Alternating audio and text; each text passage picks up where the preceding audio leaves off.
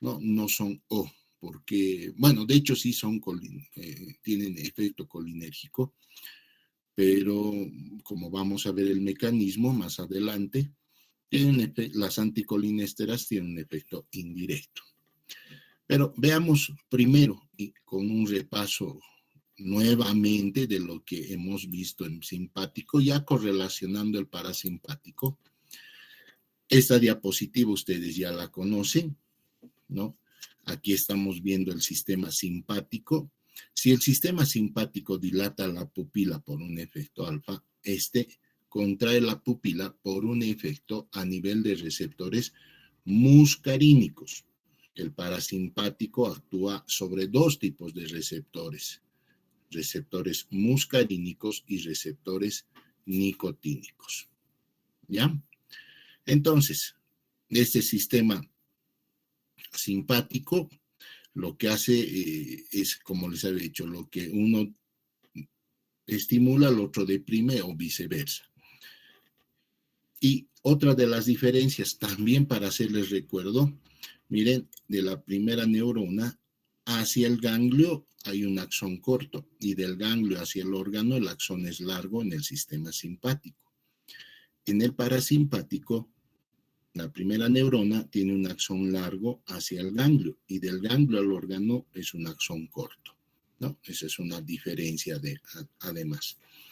¿Cómo está constituido anatómicamente el sistema parasimpático? ¿Quién me puede decir?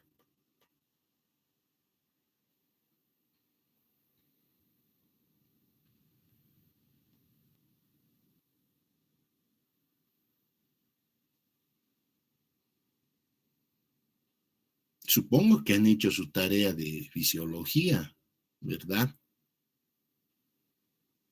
O la han hecho por hacer, por 2 puntos, no por aprender.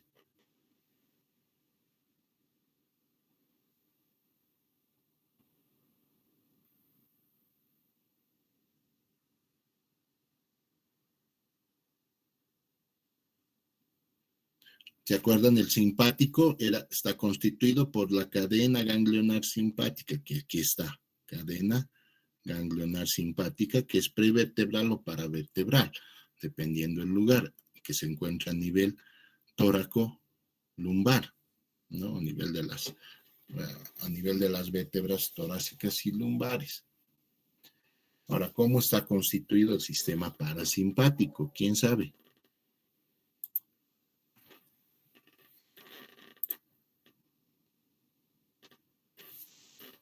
Doctor, va a ser cráneo sacro y también por el vago. Ya, ¿por qué cráneo?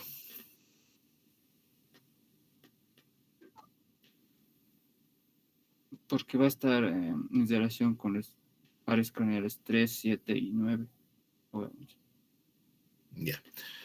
Bien, entonces, ahora sí.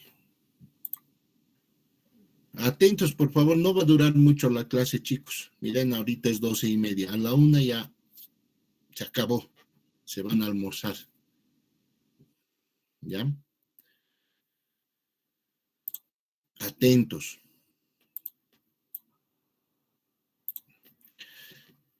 Dice cráneo sacro. ¿Por qué? Miren, aquí está constituido por pares craneales. 4 pares craneales en sí. El motor ocular común, que nos va a inervar la pupila. El facial, que nos inerva las glándulas salivales, etcétera. El glosofaringio, que también nos inervará glándulas salivales. Y el neumogástrico. Y el neumogástrico, como ustedes saben, también llamado el nervio vago o el faringo, laringo, tráqueo, bronco, neumogastro, faringo, laringo, tráqueo, bronco, neumo, cardio, gastroentero, cólico derecho. Así, si quieren que indicar todos los lugares que está inervando este nervio. Entonces el neumogástrico va a inervar todo el aparato respiratorio, el cardíaco, el corazón, todo el tracto gastrointestinal, las glándulas, etcétera. Y construir, como nos ha dicho su compañero, es cráneo sacro. ¿Por qué? Porque una parte del plexo sacro es parasimpático y esto va a contraer justamente la parte baja de las vías urinarias y del tracto gastrointestinal.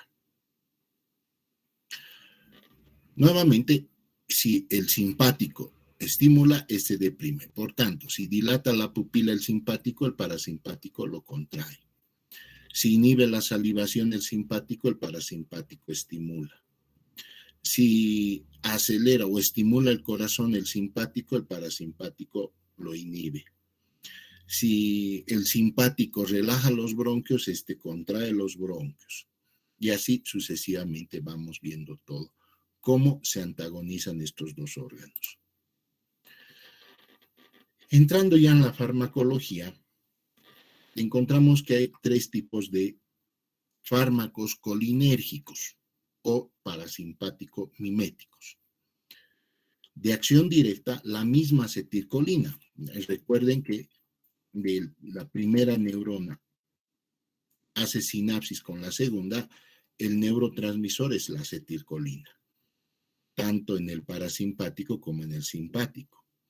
En el simpático, del ganglio al órgano, ya el neurotransmisor varía, puede ser adrenalina, noradrenalina, etc. En cambio, en el parasimpático, del ganglio al órgano, sigue siendo la acetilcolina el neurotransmisor. Y dependiendo el órgano o la estructura que se inerva, puede ser receptor muscarínico. Aquí estamos viendo, por ejemplo, todos son muscarínicos o pueden ser nicotínicos. Bien, entonces en la acción directa, la misma acetilcolina es pues un fármaco, pero el problema de la acetilcolina es que muy rápido se degrada. Por tanto, no la podemos utilizar. Otros fármacos, la metacolina, que sí hay sí existe la metacolina, el carbacol y el betanecol. También la pilocarpina. Muscarina y nicotina, bueno, la nicotina la obtienes con el tabaco, ¿no? Pero la muscarina como fármaco no lo encontramos ya, ¿no? Metacolina, carbacol, betanecol y pilocarpina. De hecho, betanecol no tanto, pero carbacol, pilocarpina, metacolina sí. Entre las anticolinesterasas reversibles estará la fisostigmina, la neostigmina y el edrofonio. De hecho, neostigmina la más usada, fisostigmina no es fácil de encontrar, pero hay. Piridostigmina, donepezilo y tacrina no hay en nuestro mercado. El edrofonio que se utiliza más con fines diagnósticos que con efecto terapéutico. Y aquí hay algo que tenemos que tomar en cuenta mucho, las anticolinesterasas irreversibles, ¿no? Una característica de un medicamento como tal es pues que debe ser reversible, ¿no? Su efecto debe ser reversible. Ahí tenemos, pero estos que son irreversibles, es decir, su efecto es, no se separa o no vuelve a un estado normal. Entonces, como tal, estas sustancias son consideradas venenos, también conocidos como órganos fosforados. Estos son el ecotiofato, el malatión, el paroxón, el paratión, el tabún, el sarín, el somán. Y de hecho, de alguno de estos, sobre todo el sarín, por ejemplo, son producidos el gas mostaza, por ejemplo, utilizado en la Primera, Segunda Guerra Mundial con fines bélicos, ¿verdad? Entonces, estas anticolinesterasas irreversibles, también llamados órganos fosforados. ¿Cuál será el mecanismo de acción de estos fármacos? Miren, esta es la placa sináptica o botón sináptico, si quieren. Un segundito, por favor, es un paciente que me está llamando.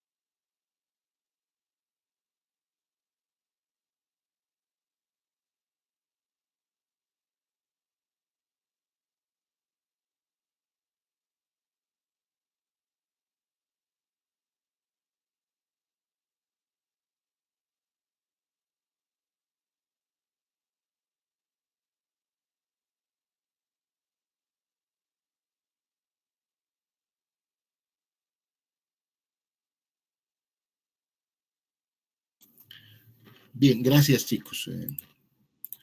Volvemos.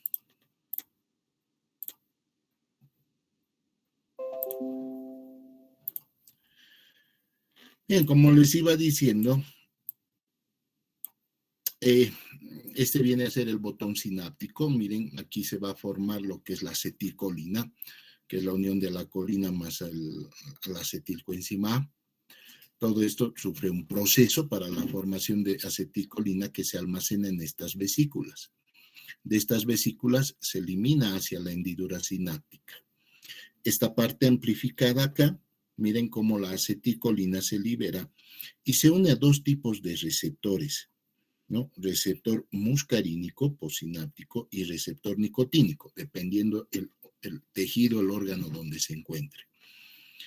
El receptor muscarínico lo encontramos a nivel del músculo liso, también encontramos a nivel del corazón, a nivel de las glándulas.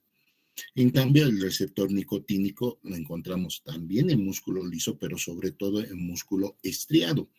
Y en el músculo estriado, o evidentemente, estará en relación con la contracción muscular voluntaria.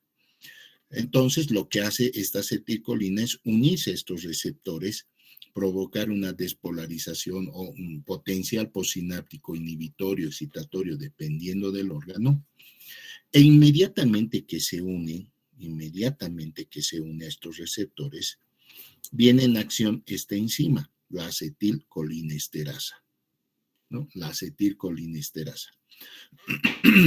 Esta enzima lo que en sí hace es degradar la acetilcolina, la desdobla y produce colina más acetato, para que esto nuevamente sea absorbido en el botón presináptico para volver a producir acetilcolina. Ya, entonces, esto es lo importante, no quiero que se olviden, la acetilcolinesterasa, la enzima. ¿Ya? Esta enzima, entonces, degrada inmediatamente la acetilcolina, ¿no? Para que una vez que se une a su receptor no siga manteniendo su efecto. Ahora, los medicamentos como el betanecol, la pilocarpina, etcétera, estos son de acción directa, es decir, se unen a estos receptores. Las anticolinesterasas, ya sean reversibles o irreversibles, lo que hacen es, como su nombre dice, anticolinesterasa, inhiben esta enzima. Miren, inhiben esta enzima. Ya sin la enzima,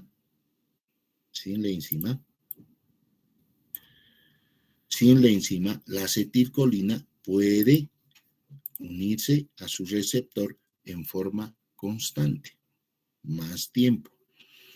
Cuando estos son inhibidores reversibles, esto pasa su efecto, se sigue produciendo acetilcolinesterasa y bueno, vuelve a su estado normal. ¿Qué pasa cuando son irreversibles? Esto ya no vuelve a un estado normal y el estímulo es constante, por tanto se vuelve tóxico y un veneno. ¿Hasta aquí alguna pregunta, jóvenes? ¿Alguna duda?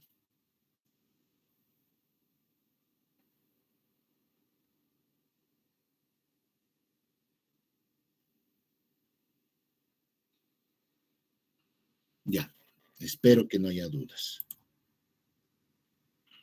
Doctor, entonces, ¿cuál sería la diferencia entre la directa y la indirecta? Los de acción directa es como la acetilcolina, se unen al receptor, provocan su efecto. Directamente se unen al receptor, provocando el efecto. ¿Ya?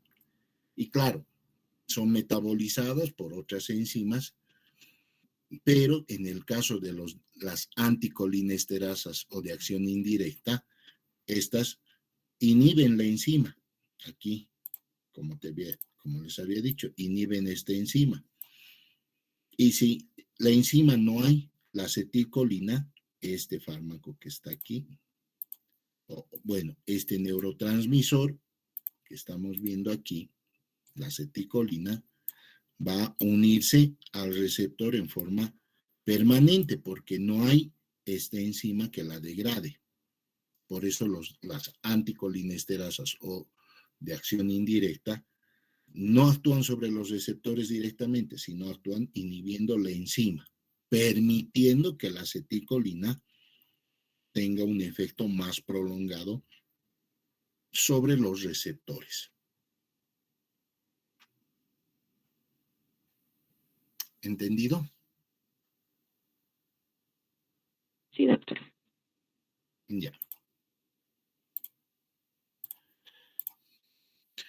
¿Cuáles van a ser las acciones muscarínicas? Esto no se olviden, miren, son 3 acciones en grande. Estimulación del músculo liso. Por tanto, si estimula el músculo liso, se contrae el músculo liso, exceptuando los músculos lisos vasculares.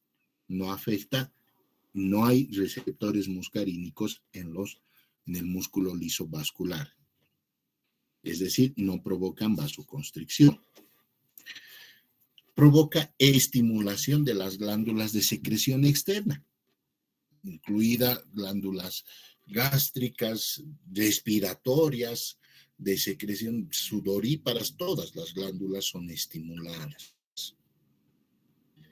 Y aquí, vean, provocan un potencial postsináptico excitatorio, por eso son estimulantes, y también causan un potencial postsináptico inhibitorio, la depresión cardíaca. Miren, depresión cardíaca. Esas son las acciones muscarínicas, pero vamos a desarrollarlas nuevamente en cada sistema.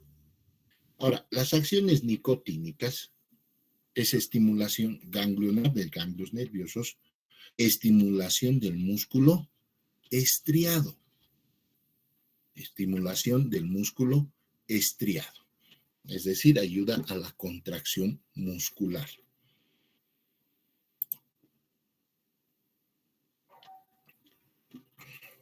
Bien, a nivel del tracto gastrointestinal, todos estos van a ser efectos muscarínicos, aumento de la secreción salival, aumento de la secreción gástrica y aumento de la secreción intestinal. Todas las secreciones aumentan, ¿no? Aumento del peristaltismo, tono y peristaltismo.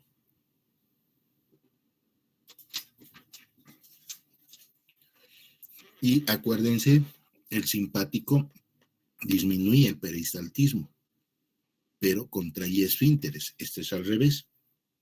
Aumenta el peristaltismo, pero relaja esfínteres.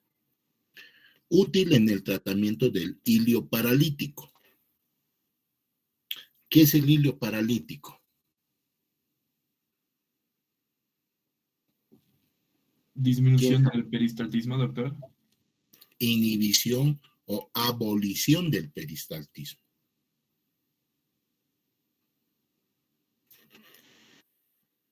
Ahora en esto, permítanme.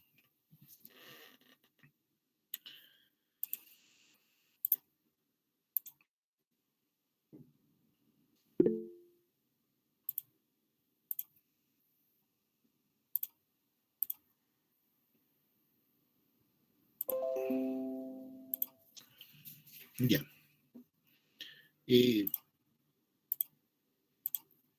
Aquí vamos a tener lo que es la placa presináptica, la postsináptica, su hendidura, ya. Ya, lo que en esto vamos a dibujar es que aquí hay receptores nicotínicos, ya, nicotínicos, y aquí viene la acetilcolina que se libera y se une a sus receptores, ¿verdad? Pero inmediatamente viene una enzima, la enzima acetilcolinesterasa, le vamos a poner así, enzima. Esta enzima que degrada la acetilcolina. Ese es el patrón normal. Ahora, dentro de esto, vamos a ver que hay medicamentos que utilizamos en terapia intensiva, en anestesiología, que se llaman bloqueantes neuromusculares. Hay los despolarizantes, como la succinilcolina. Un ratito.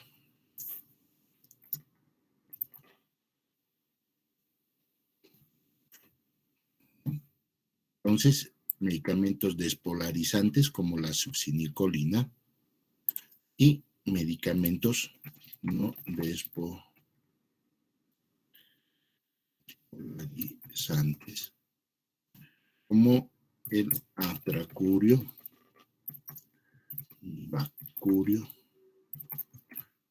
ancuronio, rocuronio, etcétera.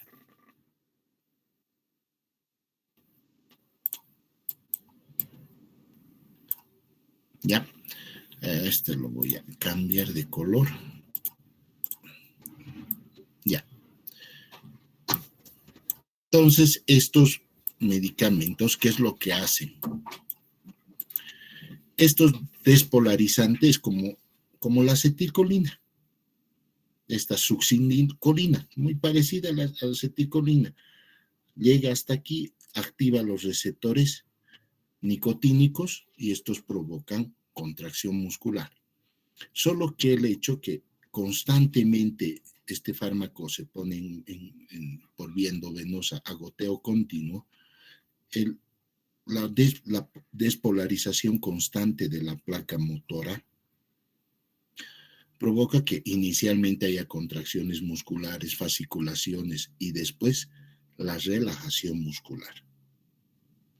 Este músculo se relaja completamente después de un periodo, por agotamiento si quiere.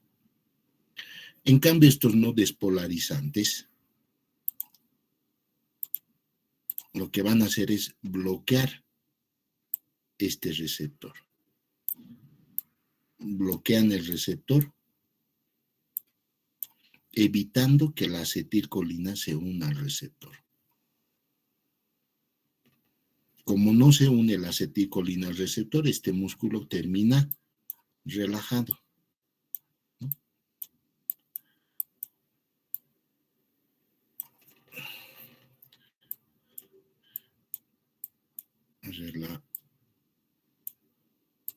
Relajación.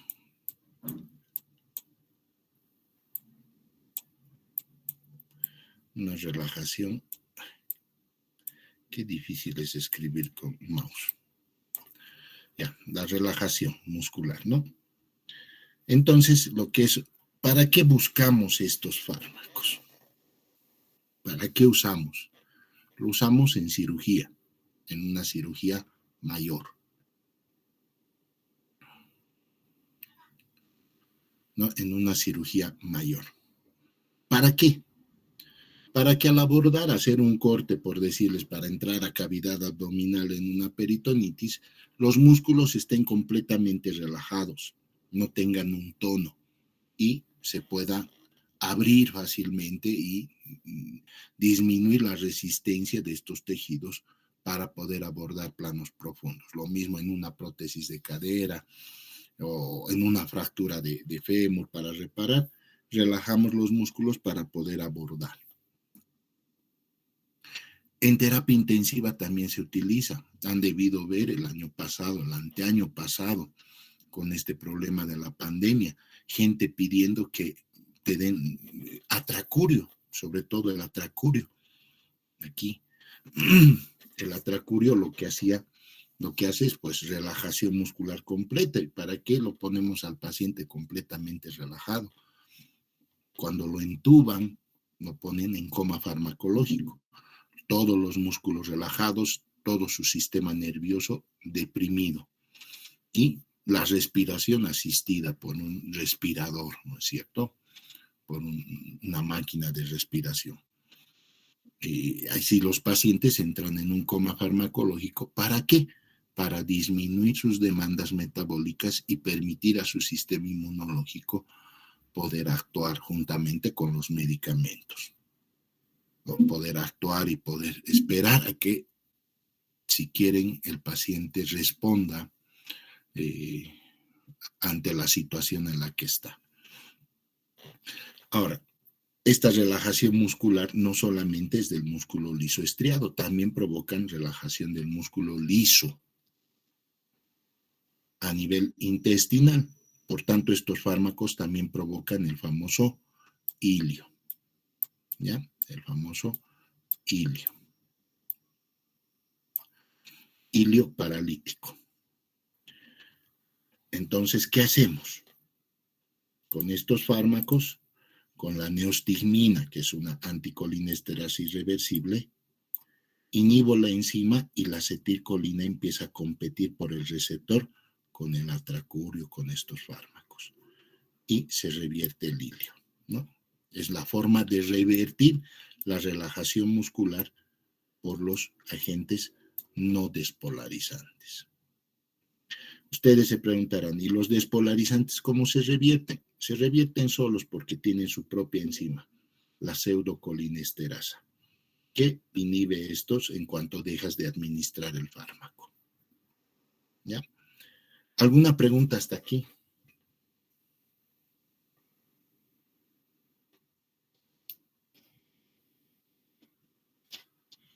Entonces ya saben lo que es el ilio. Lo mismo pasa a nivel de la vejiga, solo que se llama atonía vesical o atonía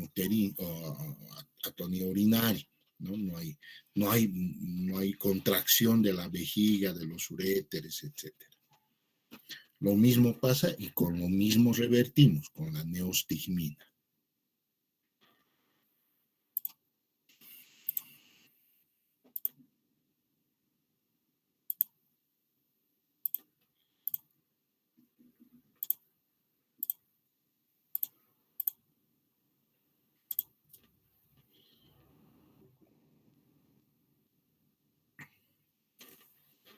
Bien. Está contraindicado en el ilio mecánico. ¿Por qué contraindicado? Aquí en el ilio paralítico causado por fármacos, el ilio mecánico es la parálisis intestinal por una obstrucción, que hay un fecaloma o hay un vólvulo, una torsión intestinal, etcétera. En esos casos está contraindicado. A nivel respiratorio, la estimulación del músculo liso nos puede causar broncoconstricción, aumento de la secreción bronquial y obviamente está contraindicado en el asma bronquial. A nivel urinario aumenta el tono del detrusor, pero relajan el trígono. Útil en atonía vesical, ¿no? Lo que les he dicho, el ilio paralítico en el intestino, atonía vesical en el aparato urinario. Contraindicado en obstrucción urinaria. En el ojo provoca miosis. Esta miosis hace que se abran los conductos de Shelmy-Fontana, por donde se drena el humor acuoso, disminuyendo la presión intraocular. Por tanto, nos sirve para el glaucoma. Y nos ayudan a favorecer la acomodación a visión cercana. Acciones nicotínicas pueden producir acciones simpáticas o parasimpáticas, antagonizan a los curarizantes. Esos fármacos despolarizantes o no despolarizantes, el atracurio, el mivaccurio, también son llamados curarizantes o antidespolarizantes. Y más bien sinergizan a los despolarizantes, ¿no? A la succinilcolina.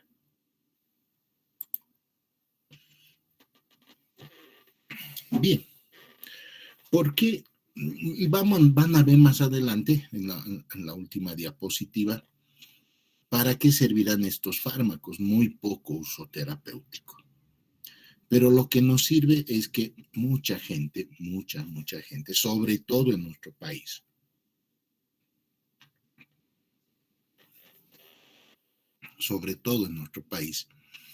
en hospitales como el Hospital General, hospitales del Alto, el Holandés, el Corea, ahí van a ver mucho, llegan pacientes intoxicados con estos fármacos, pero no con los fármacos, sino con las anticolinesterasas irreversibles, con los venenos, ya que, por ejemplo, los raticidas para matar ratones tienen compuestos de paroxón, paratión, malatión.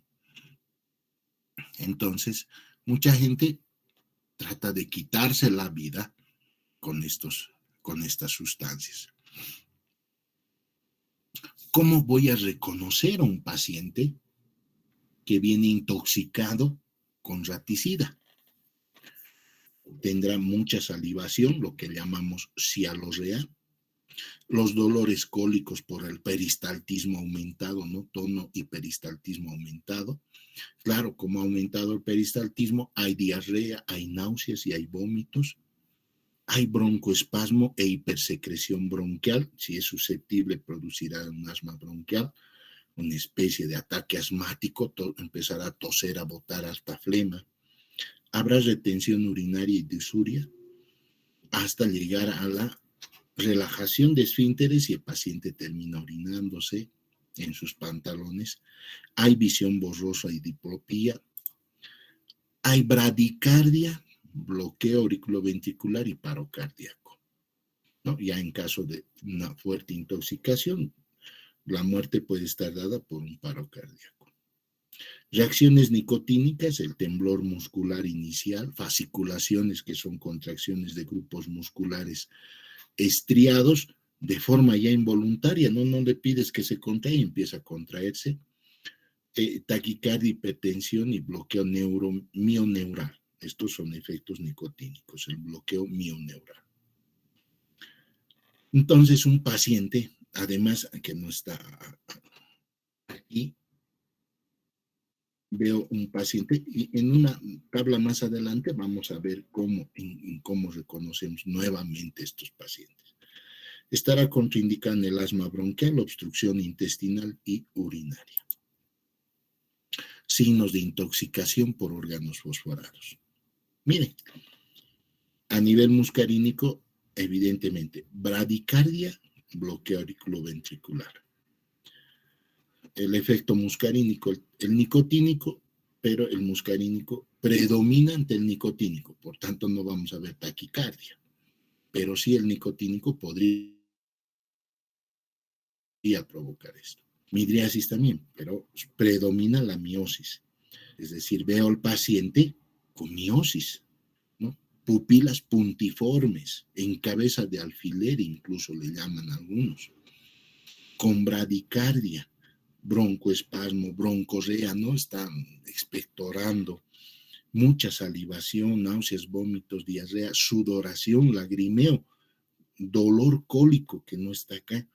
Con todo esto, digo, pues este paciente está intoxicado con órganos fosforados o anticolinesterasas irreversibles o en nombre común con un raticida.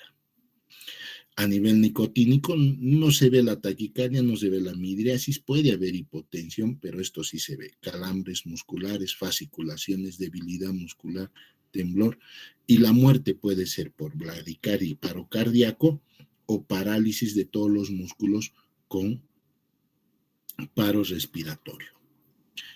A nivel del sistema nervioso central hay alteraciones sensoriales del comportamiento, incoordinación, depresión de la función motora, depresión respiratoria, ansiedad, agitación, confusión, delirio, puede convulsionar el paciente y entrar en coma. Si es que no se muere por un paro cardíaco o parálisis de los músculos respiratorios. Bien, antes de entrar a las aplicaciones terapéuticas, hay un fármaco que se llama pralidoxima, esto no se olviden, la pralidoxima, que es un reactivador de la colinesterasa. Es decir, si volvemos a las anteriores diapositivas, habíamos visto que esto se inhibía, ¿no? Con las anticolinesterasas. Este fármaco lo que provoca es una una reconstitución de esta acetilcolinesterasa. Ojo que solo se puede utilizar en las 5 primeras horas después de la intoxicación, ¿no? Palidoxima, un reactivador de las colinesterasas. No solo es esto el tratamiento. En la siguiente clase vamos a ver su tratamiento. No se me adelante. ¿En qué casos voy a utilizar? Glaucoma, el de Mecario, la pilocarpina, glaucoma de ángulo abierto, hilo paralítico, atonía vesical, la neostigmina, y en la miastenia grave, la piridostigmina, la fisostigmina y la neostigmina. ¿Qué es la miastenia gravis? Es una enfermedad autoinmune que destruye la placa motora. Estos pacientes van teniendo una progresiva debilidad muscular y eso se debe a que sus propias defensas van destruyendo la placa neuromuscular. Lo que hacemos con estos fármacos es estimular mucho más esa placa para que recupere la fuerza y el movimiento. Entonces, miren, de hecho, el hilo y la atonía vesical que casi vienen juntas, 2, y la miastenia grave, 3 casos en los que se puede usar estos fármacos. Muy poco, realmente muy poco, muy raro. De estos, el que más se ve es el glaucoma, ¿no? Porque el paciente hipertenso tiende a ser glaucoma.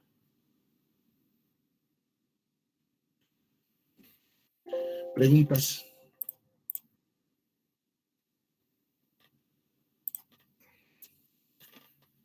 ¿Alguna pregunta, jóvenes?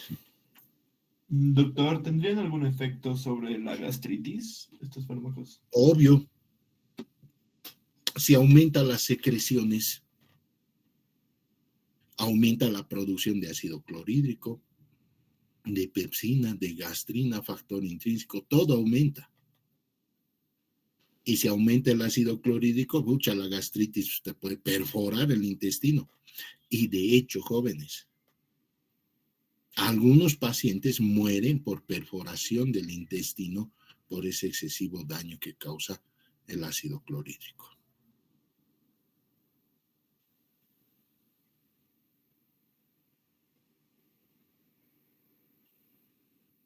¿Alguna otra pregunta?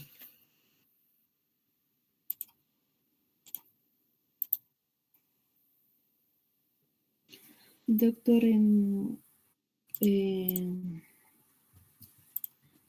esto, bueno, no sé si estoy equivocada, pero leí que también se utilizaban estos medicamentos para tratar el Alzheimer.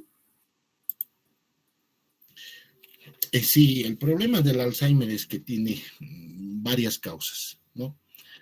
Y una de ellas es, entre las teorías, es que sí se ha visto una mejoría en cuanto a una causa de tipo de déficit de neurotransmisores y puede ser implicada aquí la acetilcolina, pero que no es algo muy bien demostrado. Hasta ahora no sabemos exactamente, ¿no? Se cree que son proteínas alteradas que provocan el Alzheimer, problemas de neurotransmisión, problemas de metabolismo del sistema nervioso. Entonces, sí se puede utilizar, se ha utilizado. Alguna mejoría hay, pero terminan estos pacientes. Yo creo que una de las peores enfermedades no es el cáncer, sino el Alzheimer. Definitivamente el cáncer sí es muy doloroso, pero tiene, en cierta forma hay tratamiento, hay formas de paliar eso, pero el Alzheimer, chicos, olvidarte de todo, de quién es tu pareja, quiénes son tus hijos, tus amigos, tus recuerdos, o sea, todo lo que te puede hacer vivir nuevamente la vida, no la tienes. Debe ser una de las peores enfermedades que hay, ¿no? Bien, enciendan sus cámaras, por favor, chicos.